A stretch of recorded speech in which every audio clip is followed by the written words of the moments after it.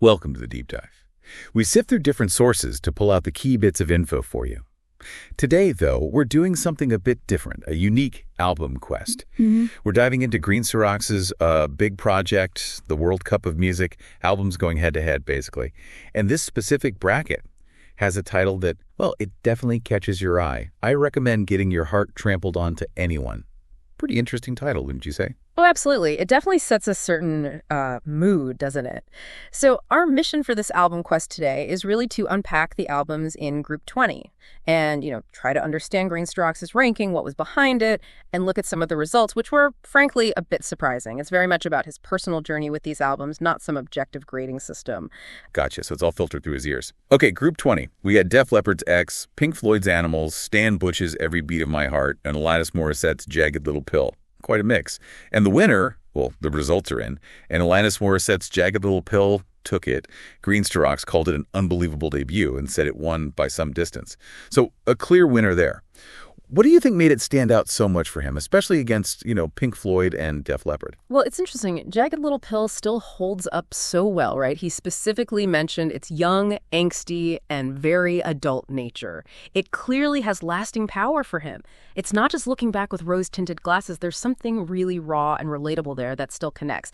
And remember the timing. It landed when, as he put it, the crest of the grunge wave was still moving. So it felt fresh, personal. He also said there isn't a bad song on here. That's a big statement. That just tells you, for him, the immediate emotional hit and, frankly, how listenable it is just blew the others away in this group. Okay, yeah, that makes sense. A decisive win. Then, coming in second, comfortably second, was Def Leppard's X. Green Sirach liked its good, catchy, melodic rock numbers. It's interesting because X isn't usually the first album people think of for Def Leppard, is it? No, not usually top of the list for most fans, probably. But that's the personal taste thing again, right? For Green Sirach, it obviously hit the spot. He pointed out Every Day and Unbelievable, so they were right up his alley. And here's a little tidbit he noted. Unbelievable was written by a certain Max Martin. The pop guy. Yeah. Okay. So, even if the album overall wasn't brilliant, in his words, a killer hook is a killer hook. It seems like that immediate catchiness, that melodic satisfaction really counts for a lot in his rankings. Right. Okay. So the fight for third and fourth then? He said there wasn't much between Pink Floyd's Animals and Stan Bush's Every Beat of My Heart. Now that seems surprising. Pink Floyd versus Stan Bush, you'd expect Floyd to run away with it usually. What does that tell us about these personal album quests? It really highlights that clash, doesn't it, between critical acclaim or an album's deep themes and just what someone enjoys listening to. Green Sirach kind of summed it up. Both are pleasantly listenable, but both are far from the respective artist's best work. So, Animals. Yeah. It's this big conceptual piece, amazing sound, social commentary. But maybe for Green Sirach, who seems to lean towards those catchy rock songs, it just didn't grab him the same way. A bit sprawling, perhaps. It'd be less immediate. Exactly. Whereas the Stan Bush album, Every Beat of My Heart, apparently had a couple of decent melodic rock tracks, including the title track, and that little edge, those couple of tracks, was enough to push it into third place for him. It just shows how personal preference for a certain style can outweigh an artist's overall reputation in these one-on-one matchups. Yeah, absolutely.